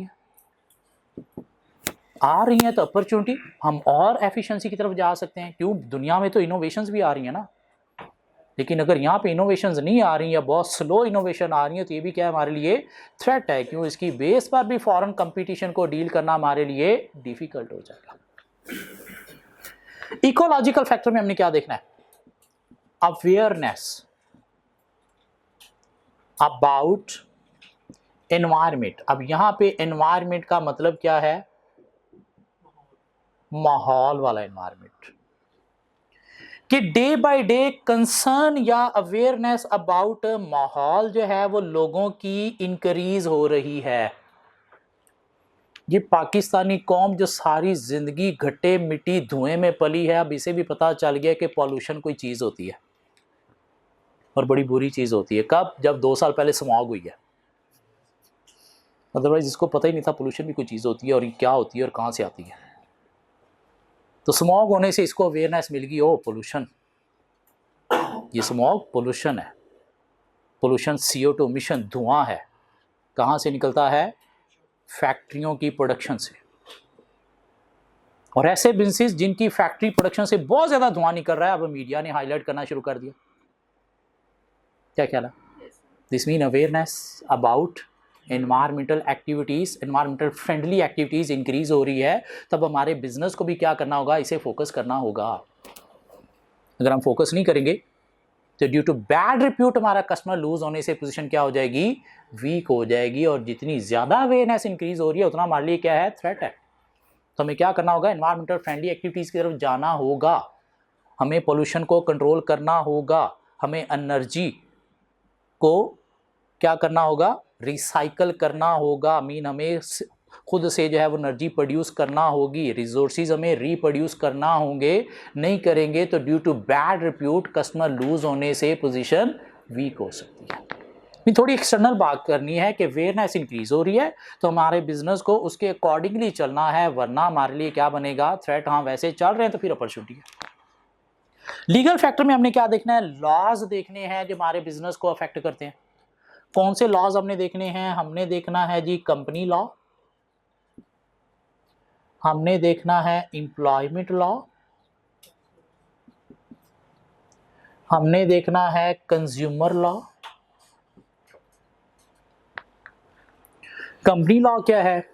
कि हमारे टाइप के बिजनेस के लिए एक कंपनी लॉ है कि अगर हमने कोई नई चीज़ लॉन्च करनी है तो उसकी पहले किसी गवर्नमेंट बॉडी से हमने टेस्टिंग अप्रूवल करवानी है, और वह अप्रूवल प्रोसेस बड़ा कॉस्टली और टाइम कंज्यूमिंग है। बिजनेस के लिए पॉजिटिव नेगेटिव? नेगेटिव। क्यों? कॉस्ट भी बेयर करना पड़ेगी, टाइम भी लगेगा, उतनी देर हमारी प्रोडक्शन मार्केट में आ नहीं सकती, कंपैक्टर हो सकता है उससे पहले मार्केट हमारी कैप्चर कर जाए। क्या ख्याल है? और अगर अप्रूव ना हुई तो सारी की सारी प्रोडक्शन भी लॉस, उसके पीछे जितना हमारा R&D का टाइम था वो भी सारा क्या हो जाएगा? लॉस्ट होने से हमारा बिजनेस तबाह बर्बाद भी हो सकता है। ये क्या है? Company law. जब भी लॉ बनेगा हमें उसकी कंप्लायंस करना पड़ेगी, और कंप्लायंस करने पे भी कॉस्ट आती है, बिजनेस ऑब्जेक्टिव इफेक्ट होगा। नहीं करेंगे फाइन्स पेनल्टीज हमारे बिजनेस को तबाह कर देंगे। मीन से हम बच नहीं सकते। जब भी कोई नया लॉ बनेगा हम कहीं हम इसे इग्नोर करते हैं, नहीं, वो आके हमारा दरवाज़ा खड़का के तबाह कर देगा। इसलिए हमें क्या करना है, उसकी कंप्लायंस से रिलेटेड दरवाज़ा खड़काने से पहले ही कुछ ना कुछ कर लेना है। लेकिन वो हैं क्या, वो हमें आइडेंटिफाई करना पड़ेगा लीगल फैक्टर देख के। एम्प्लॉयमेंट लॉ, हम जिस कंट्री में ऑपरेट कर रहे हैं वहां पे गवर्नमेंट ने मिनिमम वेज रेट इंक्रीज कर दिया। भाई पहले अगर आप 100 रुपया घंटा देते थे तो अब आपको 150 घंटा देना पड़ेगा। बिजनेस के लिए पॉजिटिव नेगेटिव? नेगेटिव। क्यों? इससे हमारी लेबर कॉस्ट इंक्रीज होने से, कॉस्ट ऑफ प्रोडक्शन बढ़ने से ऑब्जेक्टिव मीट करने में हर्डल प्रॉब्लम फेस करना पड़ेगी। इन केस ऑफ क्राइसिस हम लेबर कॉस्ट को मैनेज अब नहीं कर पाएंगे। क्यों? एम्प्लॉयमेंट लॉ प्रोटेक्ट कर रहे हैं लेबर को, हम एक्सप्लॉइट भी नहीं कर सकते। कंज्यूमर लॉ क्या है? कंज्यूमर को फैसिलिटेट करने से रिलेटेड। लाइक यूके के अंदर एक लॉ है कंज्यूमर लॉ कि अगर आप कोई इलेक्ट्रॉनिक प्रोडक्ट सेल कर रहे हो ना यूके में, तो आपको 15 डेज वारंटी पीरियड के साथ सेल करनी है। 15 डेज के अंदर कंज्यूमर अगर सेटिस्फाई नहीं है प्रोडक्ट से तो आपसे रिप्लेसमेंट भी ले सकता है, रिफंड भी ले सकता है। 2008 में मैं भी उधर था, तो क्या हुआ, पहली दफ़ा एप्पल ने एक वाइट आईफोन जो है वो इंट्रोड्यूस करवाया। जैसे पीछे भी रेड आया था, अदरवाइज उससे पहले सारे ग्रे या ब्लैक ही फ़ोन होते थे। तो पहली दफ़ा वाइट आईफोन आया मार्केट के अंदर, बड़ी धूम मची हुई जी, वाइट आईफोन आया, वाइट आईफोन आया। मैंने भी घर बैठे ऑर्डर किया, फ़ोन आ गया। एक हफ़्ता को यूज़ किया। जब मैं बाहर जाता था ना तो देखा ज़्यादातर मेल ब्लैक फ़ोन यूज़ कर रहे हैं, फीमेल वाइट फ़ोन यूज़ कर रही हैं। जैसे वो red iPhone mainly female, male ने हाथ में पकड़ा तो बड़ा अजीब सा लगता है। कोई दोस्तों ने भी बड़ा टॉन्ट करना शुरू कर दिया, तूने लेडीज़ फ़ोन ले लिया, लेडीज़ ले लिया, ब्लैक लेना चाहिए था। मुझे भी फील हुआ यार वाकई गलती हो गया। अभी हफ़्ता यूज़ किया था, 15 दिन वारंटी थी। मैंने आके उनको कॉल की कि मुझे थोड़ा फीमेल सा टच दे रहा है, तो मुझे प्लीज़ पसंद नहीं आया वाइट कलर। उन्होंने कहा no problem sir. Very next day क्या हुआ, एक सील पैक ब्लैक फ़ोन मेरे हाथ में आया और वो डिलीवरी वाला वो जो वाइट फ़ोन हफ़्ता मैंने यूज़ किया हुआ था, डब्बा पता नहीं कैसे प्रॉपर बंद भी नहीं हो रहा था, वो बगैर एनी एक्स्ट्रा चार्ज के वापस ले गया। क्यों? 15 डेज़ वारंटी पीरियड में था। बिजनेस की अपॉर्चुनिटी थ्रेट। इस तरह की यूज़ प्रोडक्ट हमें वापस लेना पड़ेंगी तो हमें क्या करना पड़ेगा, फिर अपनी प्राइसेस इतनी हाई रखना पड़ेंगी कि उसके अंदर ऐसी चीज़ों का भी मार्जिन कवर हो सके। यूएसए में एप्पल स्टोर से अगर आप फ़ोन लो ना, आपको 1 साल की वारंटी देते हैं वो। यूएसए एप्पल स्टोर से अगर आप फ़ोन लो तो आपको 1 साल की वारंटी देते हैं वो। 1 साल के दौरान फ़ोन के अंदर कुछ भी हो जाए तो आप फ्री रिप्लेसमेंट ले सकते हो। 2012 में मैंने वहाँ से एक फ़ोन मंगवाया, 7-8 माह यूज़ किया। और पाकिस्तान में आपको पता है बिजली के मसले तो हैं ही नहीं। कभी हमने जनरेटर पे, कार चार्जर पे या यूपीएस पे तो चार्ज किया ही नहीं ना। तो एक दिन मैंने फ़ोन लगाया जनरेटर पे, स्पार्क पड़ा, फ़ोन डेड हो गया। ऑन कर रहा हूँ, ऑन नहीं हो रहा। 8 माह यूज़ किया हुआ था, 1 साल की वारंटी थी। मैंने देखा मेरे पास डब्बे में रसीद भी पड़ी थी। वापस जाके उनको दिया, उन्होंने पकड़ा, ऑन किया, ऑन नहीं हो रहा। उन्होंने वो पीछे फेंका, एक नया फ़ोन हाथ में थमा दिया। ये पूछा भी नहीं कैसे हुआ क्या है। क्यों? वारंटी में था। नहीं करते तो कंज्यूमर खापड़ डाल सकता है, उससे रेप्यूट अफेक्ट होती है। तो दिस मीन बिजनेस के लिए अपॉर्चुनिटी थ्रेट। दिस मीन हमें अपनी प्राइसेस में इन चीज़ों के मार्जिन भी रखने हैं। तो ये लीगल फैक्टर क्या है? लॉज है हमारे बिजनेस के लिए, जो बिजनेस को ऑलवेज नेगेटिवली ही इफेक्ट करेंगे, थ्रेट ही क्रिएट करेंगे। क्यों? इनकी कंप्लायंस पे भी कॉस्ट आती है। कंप्लायंस नहीं करेंगे तो फाइन पेनल्टी भी हमारे बिजनेस को अफेक्ट करेंगे। सो बिजनेस को मैनेज करने के लिए हमें परफॉर्म करना है external analysis. Outside the business जो दुनिया है उसको देखना है। क्यों? उसके अंदर कुछ फैक्टर्स हैं जो हमारा ऑब्जेक्टिव मीट करने में हेल्प देते हैं और कुछ फैक्टर्स हैं जो ऑब्जेक्टिव मीट करने में रोड़े अटकाते हैं। तो फैक्टर्स क्या हैं वो हमने देखने हैं। कैसे देखने हैं? through 6 pestle factors: political, economic, social, technological, ecological, legal. अब एग्जाम में कैसे टेस्ट होंगे? हमें एक सिनेरियो दिया जाएगा और कहा जाएगा कि इसमें से आप पेस्टल फैक्टर्स आइडेंटिफाई करो या पेस्टल फैक्टर को एनालाइज करो। और जब एनालाइज करना है तो आइडेंटिफाई नहीं, बिजनेस ऑब्जेक्टिव के पॉइंट ऑफ व्यू से इम्पैक्ट भी बताना है कि ऑब्जेक्टिव मीट करने में हेल्प देंगे या प्रॉब्लम क्रिएट करेंगे। सर क्वेश्चन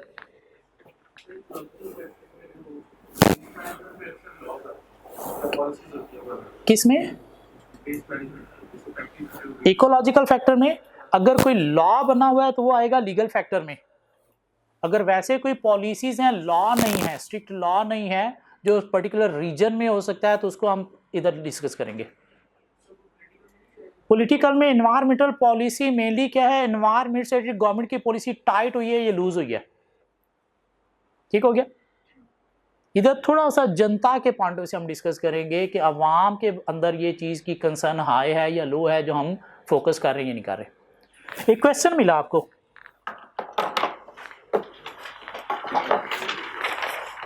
पहला दिन नहीं, आज हमारा चौथा दिन है, क्या ख्याल है? एक क्वेश्चन मिला हमें, ये प्रैक्टिस क्वेश्चन मैंने फोटोकॉपियर के पास भी 8-10 पेजेस रखवाए हैं, वो प्लीज़ वहाँ से ले लेने हैं, क्योंकि आगे हमने डेली बेसिस पे साथ साथ क्वेश्चंस भी टॉपिक के साथ कवर करने हैं। So question number 1, question number 1 में जाने से पहले एक छोटी सी चीज़ कि ये पेस्टल जब पैदा हुआ था ना, किसी ने जब ये मॉडल बनाया था तो इसका नाम था पेस्ट। पेस्टल नहीं। कितने फैक्टर्स थे? 4। इनफैक्ट 4 नहीं, 5 फैक्टर्स थे। इसका नाम था पॉलिटिकल एंड लीगल फैक्टर। में लीगल फैक्टर का सेपरेट हेड नहीं, इसी के अंदर ही डिस्कस किए जाते थे। Economic factor, social factor, technological factor. लेकिन फिर बाद में पता चला कि नहीं, बिजनेस जो है वो फिजिकल माहौल को भी इफेक्ट करता है, तो एक इकोलॉजिकल फैक्टर भी होना चाहिए, तो साथ ये ई आ गया। और वो जो लीगल है उसको भी वहाँ से निकाल के सेपरेट हेड दे के क्या बना दिया गया? पेस्टल। अब अगर एग्जामिनर कहे कि आपने पेस्ट एनालिसिस परफॉर्म करना है, तो फिर हमारे आंसर में कितनी हेडिंग्स आएंगी? 4। Political and legal, economic, social और टेक्नोलॉजिकल। हाँ, फैक्टर हम 5 आइडेंटिफाई करेंगे, ये वाला नहीं। अगर पेस्टल एनालिसिस परफॉर्म करना है तो फिर हमारे आंसर में कितनी हेडिंग्स आएंगी? 6 आएंगी। फिर हम लीगल को सेपरेट हेड दे के 6 फैक्टर आइडेंटिफाई करेंगे। सो क्वेश्चन नंबर 1 है हमारे पास, requirement of the question. Required, identify the environmental factors relevant to the above situation and group them for the purpose of pest analysis. कितनी headings आएंगी? 4। Political and legal, economic, social और technological. Good luck everybody, please try करेंगे इस question को identify करने की pastel factors. देखें जरा,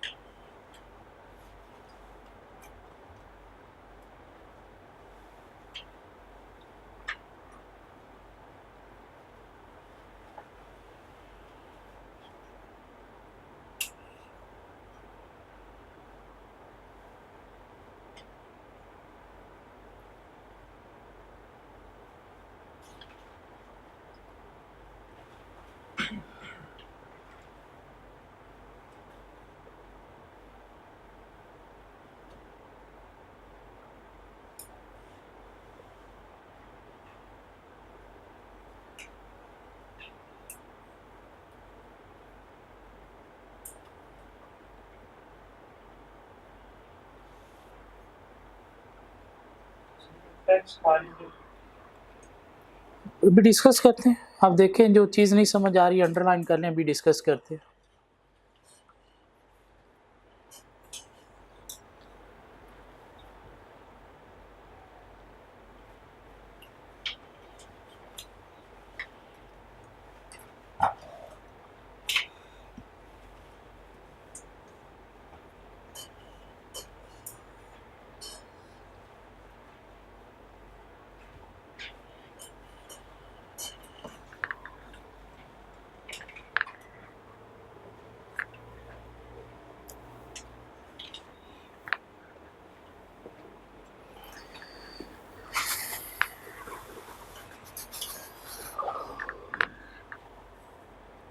तो बातें समझ आ रही हैं, फैक्टर्स आइडेंटिफाई हो रहे हैं, दिस मीन टॉपिक हमें समझ आ गया।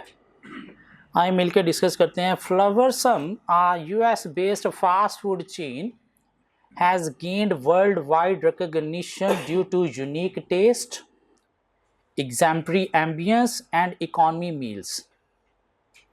तो यहाँ तक कोई फैक्टर नहीं है, ये कंपनी के अंदर की बातें की गई हैं। हमने एक्सटर्नल एनालिसिस में क्या देखना होता है, कंपनी के बाहर की बातें, तो अभी बाहर की बात हमें नज़र नहीं आई, ठीक है। कंपनी की इन्फॉर्मेशन दी जा रही है, क्या ख्याल है, कंपनी के अंदर की बातें नहीं, हमने एक्सटर्नल एनालिसिस में क्या देखना है, बाहर की बातें। कंपनी टेक्नोलॉजी यूज़ कर रही है, ये कोई फैक्टर नहीं है। टेक्नोलॉजी अवेलेबल है एक कंट्री के अंदर, यानी उसमें इनोवेशन हो रही है या नहीं हो रही है, ये टेक्नोलॉजिकल फैक्टर है। कंपनी इनोवेशन ला रही है टेक्नोलॉजी में, ये नहीं। कंट्री के अंदर इनोवेशन आ रही है नहीं आ रही टेक्नोलॉजी में, ये टेक्नोलॉजिकल फैक्टर होगा, ठीक हो गया। इंटरनल बातें नहीं करनी, हमने क्या देखना है एक्सटर्नल एनालिसिस में, बाहर की बातें देखनी है। सो अभी तक कंपनी की इंफॉर्मेशन है कि कंपनी क्या करती है कि फास्ट फूड चेन है यूएस में, जिसका टेस्ट बड़ा अच्छा है, एम्बियंस बड़ी अच्छी है और इकॉनमी मील्स में सस्ते मील देते हैं। और बाहर वाकई फास्ट फूड बड़ा सस्ता होता है। यहाँ पे मैकडोनल्ड को हमारी कोई हाई रिच क्लास जो है वो खाती है, बाहर लेबर क्लास मैकडोनल्ड बर्गर खाती है। 2 पाउंड का बर्गर होता है यूके में, यहाँ पे हम हाई रिच क्लास उसे खाते हैं, बाहर इसको इकॉनमी मील समझा जाता है। डिफरेंस है थोड़ा सा, खैर वापस आ गए। So it is considering to exploit an opportunity to expand its business in major cities of Exanta. और फ्लावरसम एक कोई एक्सांटा शायद कंट्री है, उसके सिटीज में अपना बिजनेस एक्सपैंड करने का सोच रहे हैं। दिस मीन शायद वो एक्सांटा कंट्री को हमने देखना है पेस्टल के पॉइंट ऑफ व्यू से कि इधर अपॉर्चुनिटीज हैं या थ्रेट्स हैं। सो अभी तक कोई फैक्टर नहीं, इंफॉर्मेशन सिर्फ। Exanta is a developing country where demand for fast food is ever increasing. And during the last decade, local as well as international fast food chains have enjoyed substantial profits.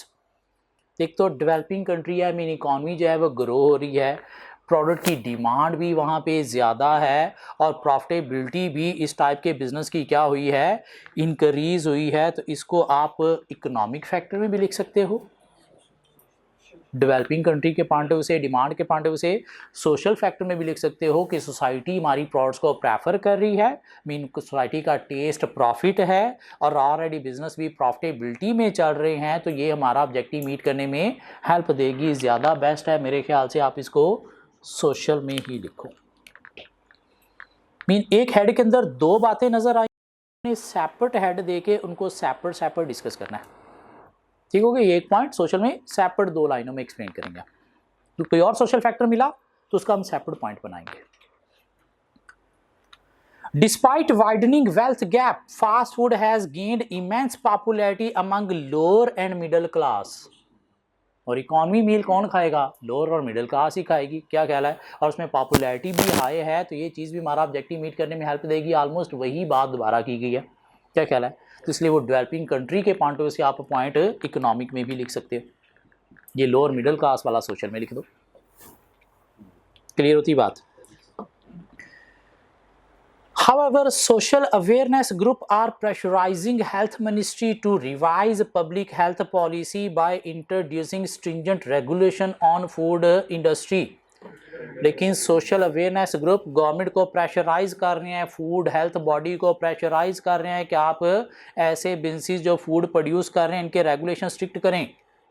ये कहीं मरी मुर्गियों के शवारमे वाकई बड़ा shawarma कह के तो नहीं खिलाई जा रहे, ये कहीं बकरा कह के इनको कुछ और तो नहीं अंदर खिलाई जा रहे, तो इनके रेगुलेशन जो है वो क्या करें, स्ट्रिक्ट करें। तो अगर ये रेगुलेशन स्ट्रिक्ट हो जाते हैं फ्यूचर में तो हमारा ऑब्जेक्टिव मीट करने में हर्डल प्रॉब्लम क्रिएट करेंगे। क्या फैक्टर है ये, लीगल फैक्टर। तो कहाँ पे लिखेंगे, पॉलिटिकल एंड लीगल फैक्टर में। पेस्टल होता तो लीगल में बात आती है। Okay, the government is offering tax holiday. Holiday का मतलब क्या होता है भाई, छुट्टी। टैक्स हॉलीडे, टैक्स से छुट्टी, मीन एक तरह की subsidy. So the government is offering tax holiday to encourage foreign investment. और हम कहाँ से आ रहे हैं, फॉरेन से ही आ रहे हैं। तो ये जो गवर्नमेंट की हमें सब्सिडी मिल रही है टैक्स में, ये भी हमारा बिजनेस ऑब्जेक्टिव मीट करने में थ्रू कॉस्ट कटिंग हेल्प देगा। तो कहाँ पे लिखेंगे इसको, political factor. This incentive is strongly being opposed by local business community. हाँ, उन्होंने तो चीखें मारनी है, लेकिन गवर्नमेंट तो फॉरेन इन्वेस्टर्स को अट्रैक्ट करने के लिए काम कर रही है ना, जो शायद पाकिस्तान गवर्नमेंट को भी करना चाहिए।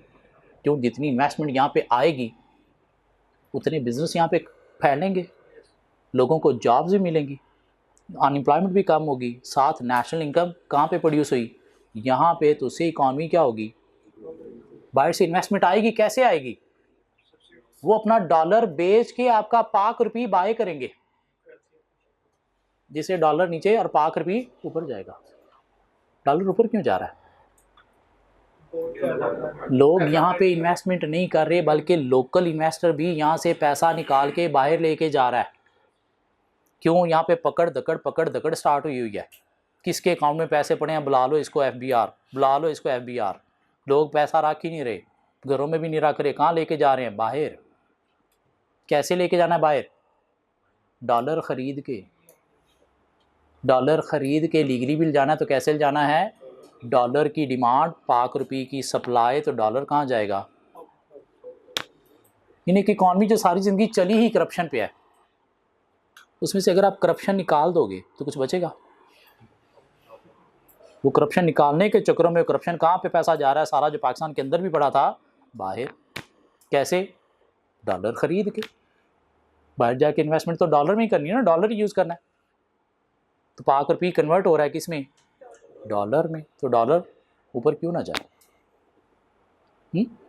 थोड़ी करप्शन को चलने देना चाहिए कुछ अर्सा, आहिस्ता आहिस्ता कंट्रोल करना चाहिए, एक ही दफ़ा कंट्रोल नहीं हो सकती।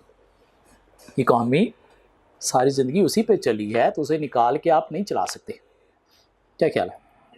खैर, हम क्वेश्चन कवर करें, कहाँ चले गए थे हम। सो this incentive is strongly being opposed by local business community. In the past few years, Exanta has seen high inflation rate. Inflation rate Exanta में हाई है, तो ये हमारा बिजनेस ऑब्जेक्टिव मीट करने में हर्डल प्रॉब्लम क्रिएट करेगा, cost of production को increase करते हुए। क्या ख्याल है। Exanta has seen high inflation rate and the government is considering to raise the minimum wage rate by 25%. Wages rate 25% increase हो जाएगा, तो इसे लेबर कॉस्ट हाई होने से हमारा ऑब्जेक्टिव मीट करने में हर्डल प्रॉब्लम फेस करना पड़ेगी। कहाँ पे ये बात करेंगे, legal factor, political and legal law, employment law. क्या ख्याल है, मिनिमम वेज रेट इंक्रीज कर दिया। Burger Buddy, a leading local fast food chain, is gaining popularity because of its social contributions, advanced technologies, use of social media, mobile application for promotional activities, etc. तो एक fast food chain local जो है वो social media, mobile phone app, technology को use करके marketing कर रही है। दिस मीन टेक्नोलॉजी अवेलेबल है जिसको हम भी यूज़ करते हुए मार्केटिंग के थ्रू कस्टमर अट्रैक्ट करके पोजीशन स्ट्रॉन्ग मेंटेन कर सकते हैं। तो ये अवेलेबिलिटी ऑफ टेक्नोलॉजी कहाँ पे आ गया, टेक्नोलॉजिकल फैक्टर में। क्या ख्याल है, 3 बातें यहाँ पे, 2 यहाँ पे, 1 यहाँ पे, 1 यहाँ पे।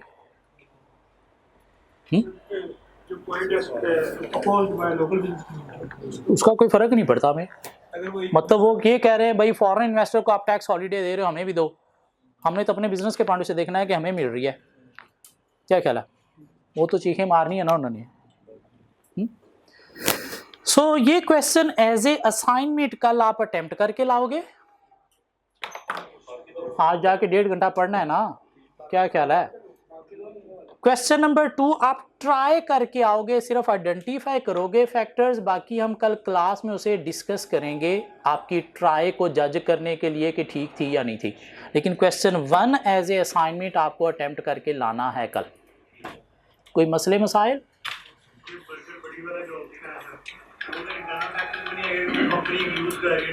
हम नहीं, हमारा नाम फ्लावर सम है।